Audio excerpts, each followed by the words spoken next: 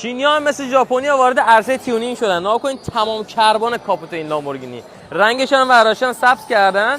اسکویلر پشت می‌بینید چقدر بزرگه، تمام کربونه، ولی اینا رو تو جاده نمیتونین ببرین، مجوز نره. مشکلش اینه.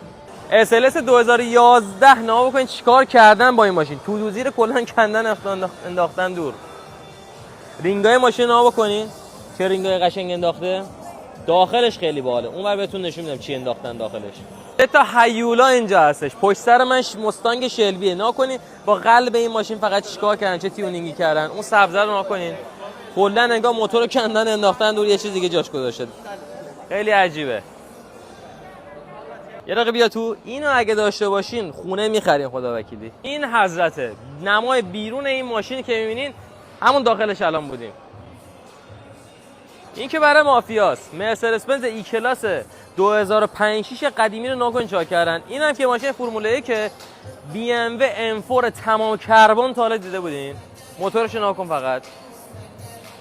اومدین نمایشگاه تیونینگ خودرو لوازم یدکی. علیشین هم که میشناسی. یه فالو یاد نره، از ماشین هم بیشتر براتون میذارم.